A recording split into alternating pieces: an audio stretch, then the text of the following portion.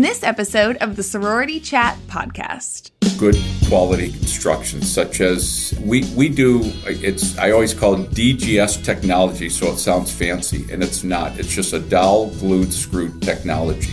It's construction that's designed to give a lifelong impact to this product, whether it's case goods, beds, but also the durability. But you know, Liz, we're really big into afterlife right now. What do you do with the furniture once you've decided you don't want to use it anymore?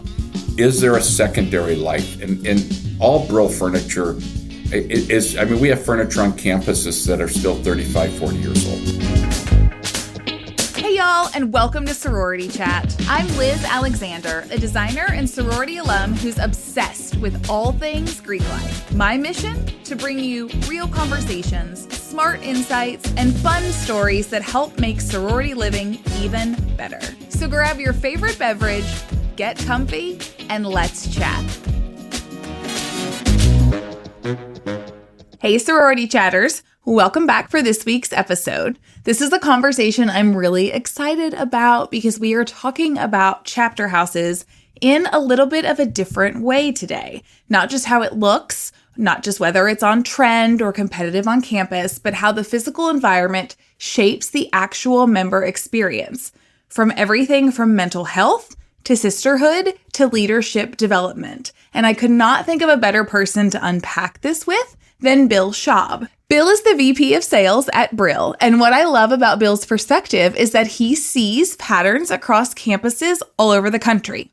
He sees what holds up as far as furnishings, he sees what students gravitate towards, and he sees what becomes dead space over time. We are going to approach this conversation from two different lenses. I'm looking at the design holistically, and Bill is deep in the furniture and functionality side, but we both care about the same thing, creating spaces where members feel like they belong. Bill and I presented on this topic at the recent MJ Housing Forum, and we wanted to bring it to a larger audience through Sorority Chat. Hey Bill, welcome. Thank you, Liz. It's an honor to be here. I look forward to doing my second podcast with you. Yeah, so now you're 2 for 2 with me on Sorority Chat. How about that? Yeah, I'll take it. Well, like I said, I'm just excited to bring this conversation to a larger audience because I think that what we have to talk about is valuable, and I know it was well received at the conference, and so we're just going to kind of do it again today. Let's go. I'm ready. So starting with why design matters for member experience, let's just kind of touch on that interior design isn't just aesthetics. It is functional, it's emotional, and it is behavioral. And sometimes those things get forgotten, specifically in the sorority realm. And well-designed spaces help members to feel safe and valued. It helps them feel connected, and poor design really can add friction to their daily life. The chapter houses are where women live and they study and they socialize. They're leading here and resting and growing, and the design has to flex to support all of those roles.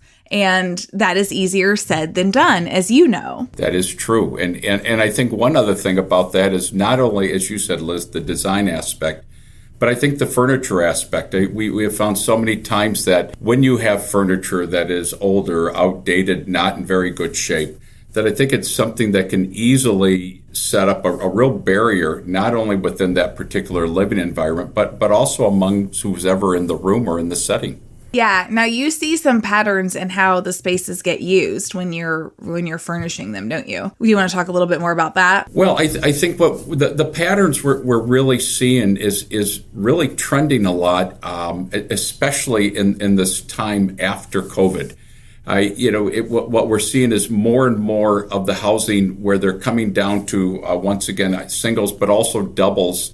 Not as much, I would say, of the large room settings, but just more of a personal aspect where the furniture, the colors, we're seeing more whites, more lighter colors, things that as you walk into that environment, it's just a livelier, brighter setting as compared to lately not seeing a lot of dark woods, a lot of dark colors. You're right. And I think that's coming from the mental wellness aspect, is that we're recognizing we need things to be light and feel airier and fresher. We don't want it to be dark and depressive, especially when you're going through a winter season. And depending on the region of the country that you're in, you need your space to offset what's maybe happening outside weather-wise. Yes, and also the aspects of bunking, lofting, things of that nature in a room. We're starting to see more lofting with the ability underneath to either put your furniture, see a futon, see a beanbag chair, something that might allow more space. So if they want to socialize, it's right there across the room from them. But also in cases where they just want a little privacy, it's right there for them. Yeah. So when you're talking about bunking and lofting, you're talking about the beds like in the dorm rooms or in the private residences of Greek houses. And so it is very interesting that now the trend is to put the sleeping platform higher so that, to your point, the desk or the dresser or the chair can be underneath, and maybe it feels a little bit more like apartment living instead of feeling like you're in a university setting. That is, yes, absolutely. And the neat thing too is there's a company out there, and we don't do this, albeit it's probably once Andrew sees this podcast, he'll probably say we need to get this in our line. But I've even seen curtains that are designed to go across the top of a lofted bed to allow for the ultimate amount of privacy. So once again, it seems to be socializing availability when you want it, but more of an opportunity for just that little touch of more personal space to yourself. Well, I mean, we talked about this like off air once, that like you don't do life alone, and nor do you do everything in life in a group. And so there are times and seasons for all of it. So you need that kind of like recharging, resting time, which tends to happen in their bed as a student. And then you also need that group camaraderie time, which is the common spaces for like the dining room, watching TV, the study spaces. There has to be a purpose for, or a way to make a space for both of those purposes. And I think especially in a sorority, especially in a setting where I think the ability to socialize with your fellow sisters or in a fraternity with the boys. I know back in the day that was very special to our boys when they were in a fraternity. And that, I think that was all they talked about, was that ability, that camaraderie, to talk and just be a part of something outside of just being just a normal everyday student. How's that? Yeah, no, you're right. It is important to remember that you are there and a part of something bigger than just yourself. And so it's important that these spaces reflect that sense of connection and community, because the connection is the heart of why everyone is joining a membership like this, an organization like this, because they don't want to do it all alone. And I found something very interesting in a recent furniture demonstration we did. Here's a shout out to the University of Nebraska Kearney. But even in the seating, I mean, a lot of the fabrics and the materials you pick out in a lot of the projects we work on are very much leading into what I'm going to say next, which is it was amazing how many of these students, we did a large musical chairs, you might say, concept just without the music, where we had 7 seating pieces for the students there to come in and test. And 117 students came through, which is a very large number. But the neatest thing about it was how many of them, the bigger pieces were very popular all of a sudden. We had one seating piece, the encore, where we had 2 students sitting together in the chair. I mean, they were socializing and they were just loving the amount of space. So a trending from smaller seats, all of a sudden we're seeing a trend back out there to larger seating spaces and larger, more collaborative. Used to be putting 2 pieces of seating together. Now all of a sudden it's 2 people sharing the same seat. Yeah, you're right. Those oversized chairs where they can either sprawl out themselves or climb in there with a friend and chat or study is becoming more popular, as opposed to maybe like a wingback that feels more formal and closes them off visually from others that might be in the room. Those that use their wingbacks really love that. And now we come back to the privacy. We're talking a little slightly earlier about the lofting. I will tell you, it was, of all the selections, the wingback, and I'm glad you brought it up, it was the least popular in votes, yet it was the one where the most people that did do it, they allowed comments. And their comments were very passionate on the privacy. So once again, I think to be able to understand what you want to put into a space, and you've done so well. You've putting some of those wingbacks in a nice area, in a nice corner, in a room, in a common area where somebody can have that it really has helped a lot of how these designs flow. I believe it has to be for you. Yeah, I think that you're bringing up a good point that every room has a different purpose, and you can't just have a one-size-fits-all piece of furniture, right? There's purposes for everything. Different organizations, different universities have different cultures and different vibes. And so you have to have a mix, again, of that collaborative and that solo space. I think it's neat that you talking about the Nebraska Kearney situation, that students came and got involved and voted on what they liked to be able to have a say in what might show up on their campus. Yeah, and it's impacting and coming through. I mean, I can't wait to get back there. Even though we're still on the next phase of the project with them, I cannot wait to get back and see some of these seating pieces physically in these lounge settings. Once again, pictures and sending them all out. You get all of them anyhow, but I just, it's still something that I love to share because I love people to see these different ideas and what different locations, as you said, it doesn't have to be a Midwest thing or a Southern thing. It can be something where just trying to identify a good use for the space. Yeah. And something else, like on the topic of connection and collaboration, kind of going to the overarching design side of things, is to remind these students that they are part of something bigger. A way to do that is to display historical pieces. So whether that's photographs of founders or founding chapter members, if it's awards that they've won, the crest, other important things like maybe a shadow box of badges, all of those things being on display in the house, on top of like having their colors show up in the furnishings and things like that.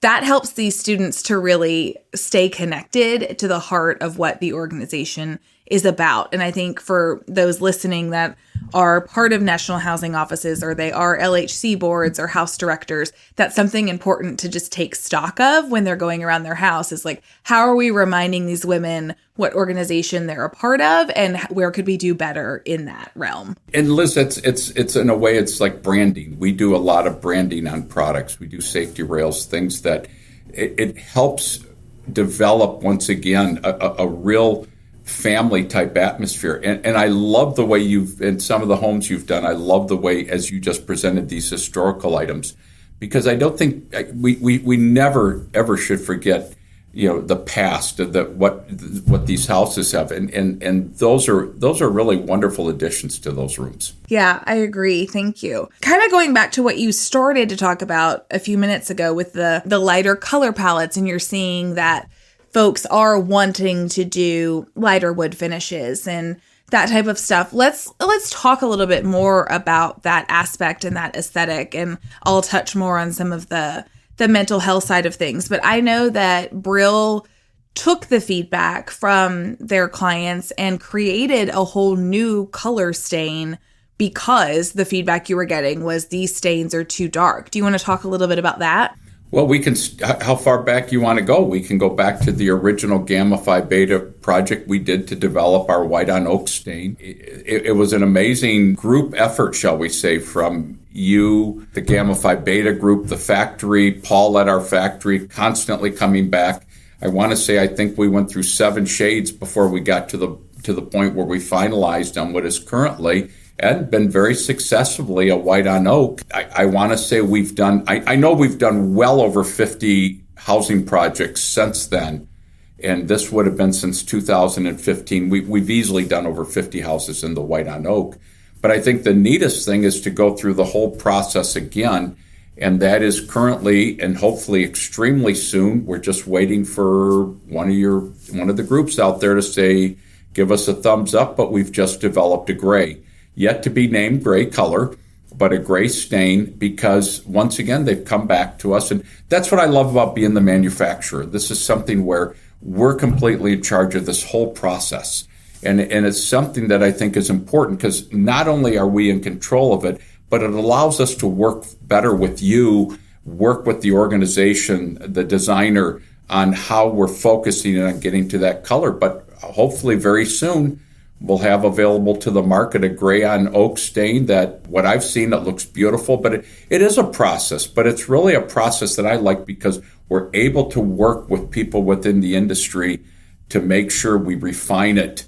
It's not an easy process. There's different aspects from a factory end of things as well as a production end to be able to get these out to market. So I'm very happy. I can't wait for it to hit because this will be, since 2013, actually 2014, this will be the second stain we've really developed, strictly starting with the sororities.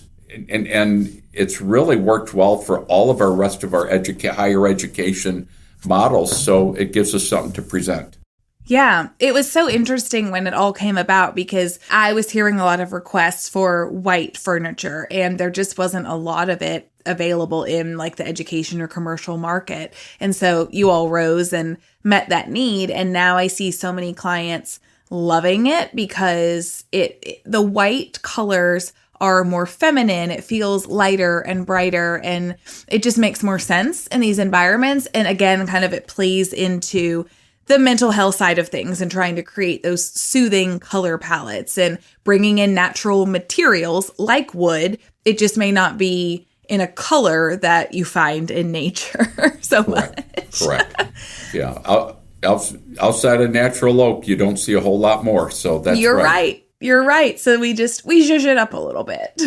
Yes. But then in addition to that, other things for listeners to know about ways to create good spaces for promoting mental health is allowing natural light in. So the more windows you can have if you're designing a house and letting the natural light in, that's fabulous.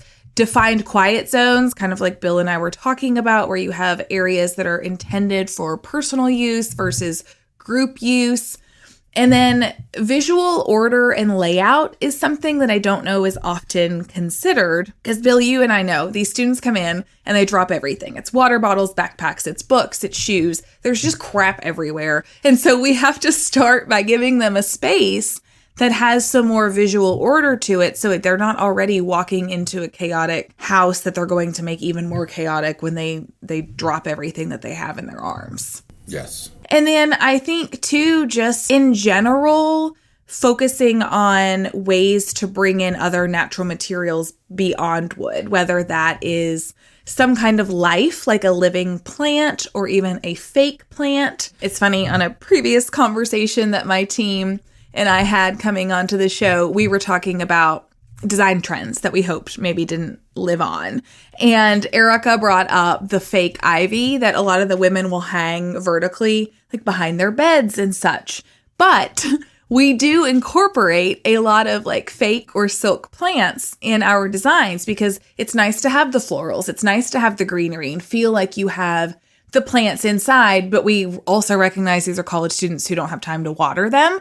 So our brains still react just as positively to the fake plants as they would to the real plants. And so you can just kind of figure out a way to incorporate those things in these spaces. Yes. And something is for furniture, a very simple addition to furniture often on a bed is something as simple as a matching color fascia rail. Something, especially in the white. So whether you're in a bunked bed, a loft bed, but anything to cover that steel base of the spring, it really just once again can soften up the look of the bed and just make it so much more appealing. So something simple in furniture. You mentioned at the beginning the dropping of everything and coming into a room and where do you put it all? Probably one of the single largest transitions we've seen in the last decade is every room used to have, and I know you remember this, Liz, the old pedestal desk, the desk with the, barely enough room to put your chair through, but with the file cabinet built into the desk. Those are gone. I mean, for most practical purposes, we don't do any of those anymore. Once again, more space, more area for that student to create that ability to live within that zone or that area. And once again, simple things like what you just described with the plants. And it maybe not in a dormitory, maybe not in a res hall, but in the settings we discuss and that we do so many projects together with, I think that's got to be that's a great idea. But the fact that there has been an evolution, right? We've gone from that big clunky old school desk where you had to have places to put papers for your schoolwork and such. Now we recognize everything's digital. It's electronic. It's on their computer. I mean, half the time I honestly see these students use the desks as like makeup vanities. So there has been such an adaptation of how they're used. Sometimes they're a coffee bar in the room as well. It may not be what you want to hear, but the fact is furniture has flexed and changed to meet the students' needs. And I think that's what's key to remember. And from I don't know if you can honestly say it's an emotional standpoint, but we're starting to see sustainability kick in a little more too. And with that, we're actually starting to do projects with solid wood tops. And they are nowadays, with the antimicrobial post-COVID era, some of the finishes they have now, just solid wood tops are just so much friendlier, so much warming, once again, as compared to a laminate. And we've actually had some schools that have done full projects with them. And so it's once again a different look. It's a trend. It's a true effort towards sustainability and thinking of different environmental issues, both currently when the product is made, but also in a post-life setting. What's its end-of-life story? And so that's another area of change we're seeing in furniture. Yeah, and that's interesting because I do get a lot of those requests as well, and I know we've had conversations around that. So because we're talking about the way that furniture has become more flexible in terms of like the style and the material, but talk about its flexibility in the spaces, because that's important too in these chapter houses. Is like the number one request I hear is this room has to be multi-purpose. So it's maybe a dining room for 3 meals a day, and then once a week they have chapter meeting in here, and so they have to rearrange it. Or a room could be a TV room and a study room. So there's multi-purpose. So talk a little bit about the way that you see furniture show that flexibility as well. Well, we're starting to get a lot more requests for furniture that, I use the term junior loft setting for those that may not know what that means. That's normally when you put a setting, a typical bed end is 36 inches high.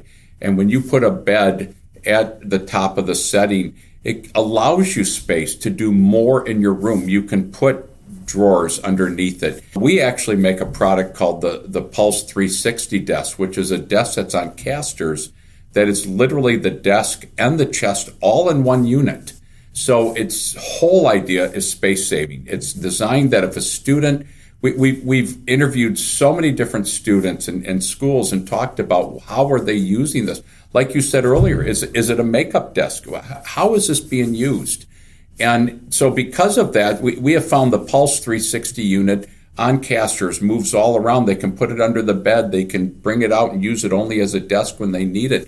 So flexibility is really becoming a real key in the rooms. We talked at lofted earlier. I mean, the ability to put all the furniture under the bed and just create one small area where the whole living environment is literally under the lofted bed. So you're continuing the table desk as compared to the pedestal desk.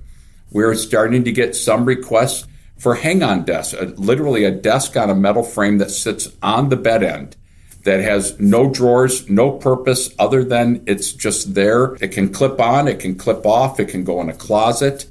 So once again, we're starting to see trends that all are coming back towards space savings.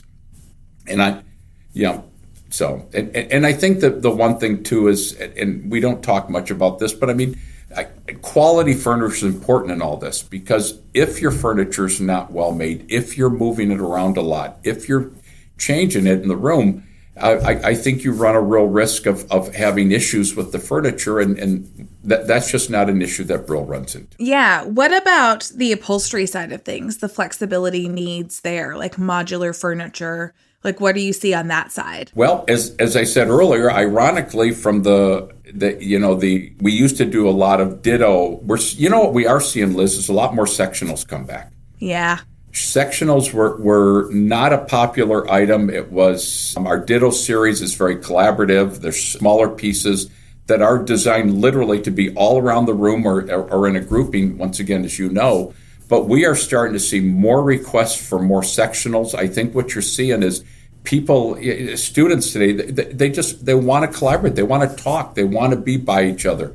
And that's a real tendency and a change we're seeing. Fabrics, it's hard. We're seeing so many fabrics come through, and it light colors. I mean, sincerely dark colors. There's not at least with us, you probably see it more, but we do a lot of higher education projects where they're just looking for something that's durable and doesn't show stains and is darker, whereas with a lot of the projects we do with the sororities, we see a lot more brighter patterns, a lot more color, and once again, it is what it is. It's the fabric needs the desire of the person buying the furniture, and they looked a little beyond the collaborative end and sometimes just look at the durability end. I know, which is a bummer. We have to fix that on the university side. But yeah, I'm glad that you brought up fabrics, though, because kind of, again, going to creating a space that promotes good mental health and makes it a fun, welcoming environment, the acoustics play into that, right? And so the fabrics and the soft seating, all of that plays in. And so do you want to talk a little bit about like that component of things and like what you're seeing? I know we've had off-air conversations about the cleaning properties of fabrics and the way that things have evolved on that side. Once again, that C word, the COVID, I mean, it really made people reanalyze a lot of how they did. And we had a lot of our customers come back after COVID with a lot of the harsh cleaners they were using during that time, where they experienced problems, especially with a lot of faux leather patterns or fabrics. So what we were amazed to find out is they've actually upped the game there within those type of fabrics. They're still soft, they're still very pliable, they're still very comfortable to sit in, but they were able to make adjustments that made them to where they're actually much more stronger against these harsh chemicals that are being used. And that was a change. And in some cases, we didn't even know it happened until we went back to the manufacturers to find out about the changes. So, I mean, if that was me, I would have been bragging to everybody, saying, here's the change we made. But we found out by digging into it. But I mean, all in all, I think as far as patterns go or fabrics go, we're just, once again, we really sort of go with what you're saying. What's coming along? What are we looking at? It's not anything where our manufacturers are coming through and touting, I guess touting patterns or touting things that are setting our world on fire. I wish they would. I mean, but at the same time, though, most of what we do is working with you, working with designers, working within the design group within a college or university. And so the patterns often for us are, but now what we are seeing is more two-tones. We're seeing a lot of that where it's I mean, once again, in the past, it was all one straight fabric.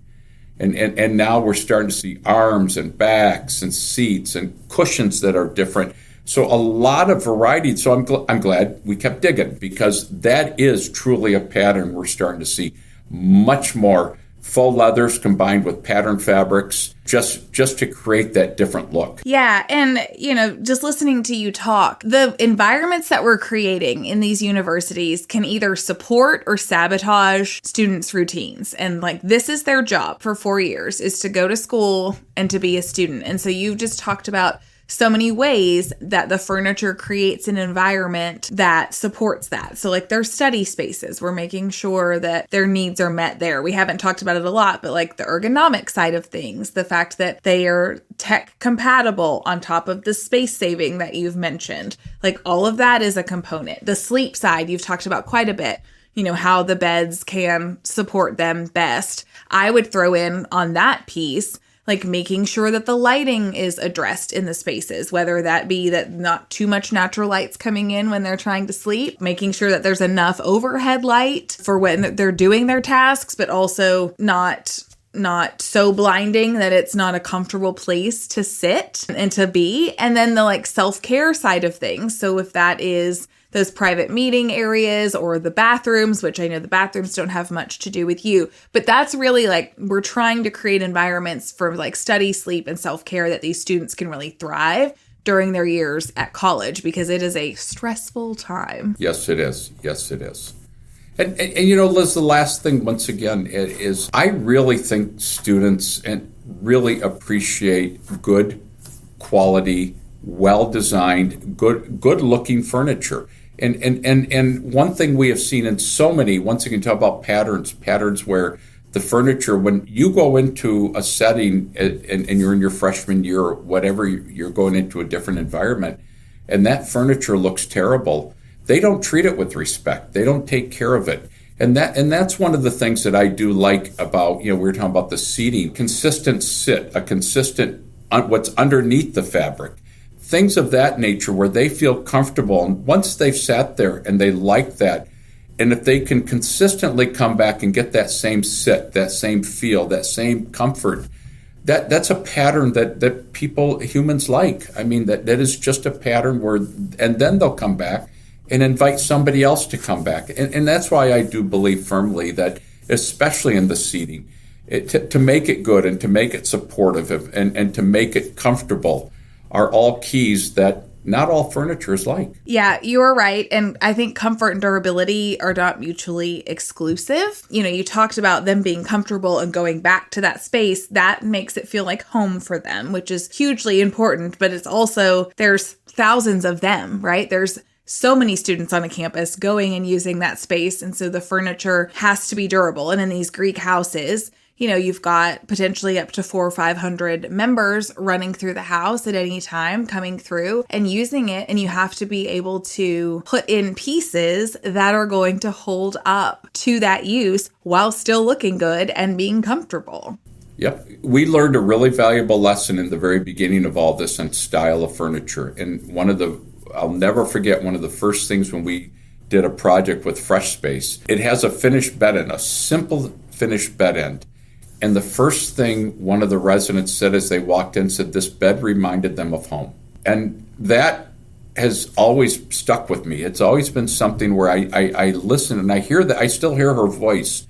And to me, that said something special. That said that we did something right. The right product was put into this setting.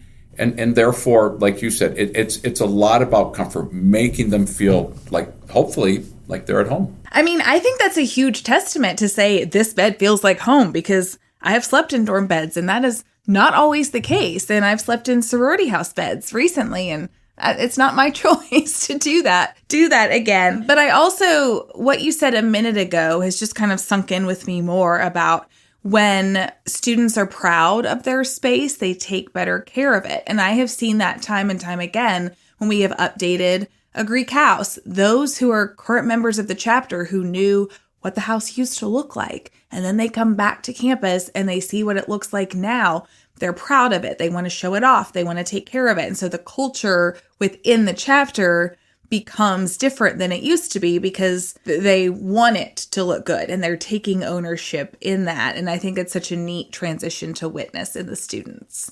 Absolutely. And also in a competitive environment like Greek housing, I can only imagine how that would also help to the recruitment. That has got to be key when you have new visitors coming to a house and you're trying to recruit them into your chapters. That is, I think what you just said is spot on. Yeah. I mean, I always say that if design is done well, the members are barely going to notice it. But if it's done poorly, they will notice it, because a well-designed environment just quietly supports who they're becoming and the life they're living. But if it doesn't support that, then the friction is there. They feel off, even if they can't articulate exactly what it is that they're experiencing. That I believe. Well, Bill, in closing, give us some tips of things to look for in furniture if they're needing to be looking for furniture. Like, what are your top tips? My top tips is good quality construction, such as we do. I always call it DGS technology, so it sounds fancy, and it's not. It's just a dowel glued screwed technology. It's construction that's designed to give a lifelong impact to this product, whether it's case goods, beds. We do a different type of a bed. We do what's called a lock joint construction, where we actually lock our cross rails into the bedpost. Why is that important? because often what happens is beds start racking and they start shaking. And that's just not anything you can repair easily. Quality construction also saves a lot of money for everybody in the future. We're seeing so many places we go where they just cannot find maintenance people. We can't find facilities. That finding good workers is a struggle. And the last thing when you do have an issue you need to worry about is them fixing furniture. So I would have to say, once again, we use real woods. We're a big believer in real wood because not only the quality of it, but also the durability. But, Liz, we're really big into afterlife right now. What do you do with the furniture once you've decided you don't want to use it anymore? Is there a secondary life? And all Brill furniture we have furniture on campuses that are still 35, 40 years old. And even after that, it could go to a Chicago Furniture Bank. It could go to Habitat Humanity. There's so many afterlife uses for it. And then one day, because, once again, whether you want to say it or not, someday everything's going to impact a landfill. Then it has a really good afterlife. So that's what I would say. We are a domestic manufacturer. We are one that we believe strongly in supporting our once again, we're in Ludington, Michigan and Elkhart, Indiana, so we strongly support American made. But at the end of the day, very good construction, I think, is the key to a really good furniture purchase. Yeah, I think you brought up a good point that quality of construction is something on its own, but it plays into the ROI and making sure that you're not having to purchase products over and over and over, or having to maintenance them regularly, which in some of these areas where these colleges are, it is hard to find facilities folks or to find people who can service furniture, and it just becomes a huge problem. So I appreciate that perspective. I think one of the proudest things I can say about all of the projects we've done in the sorority world is I still to this day can't think of one warranty item we've replaced. That's a pretty big feather in your cap. In 12, 13 years that I've been here and before. So it's something that if I can leave your audience with that's what we can give them. Yeah, I appreciate that. If folks want to connect with you further or learn more about Brill, what's the best way for them to do it? Well, there's two ways. You can go to brillcompany.com, or you can actually go to Shaub, SHAUB, at brillcompany.com, and I promise we'll return all your emails. Well, that's great. Thanks so much for coming on, Bill. Thank you for having me, Liz. It was an honor.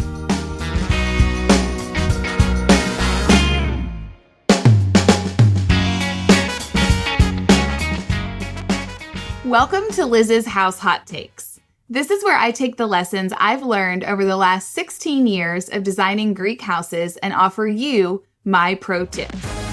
Here's today's House Hot Take. Here are some quick wins to consider if you don't have a big budget for your chapter house makeover. Start by rearranging furniture to improve flow and function. So if you walk in the room and all the pieces are pushed against the wall, start by bringing them in together to create conversation zones. This will immediately transform the feel of the space. Swap your overhead lights to a different color temperature or move away from fluorescent to LED. You want warmer tones to make people feel welcome and comfortable when they're in the room. Add lamps to change the mood as well and enhance what you're already doing with your overhead lighting. And add softness through pillows, rugs, or curtains, which will also add acoustical value and visual warmth. Thanks for listening to another House Hot Take. For more inspiration, check out the PDR Interiors Instagram or TikTok. I'm Liz Alexander, and this is the Sorority Chat Podcast. Catch you next time.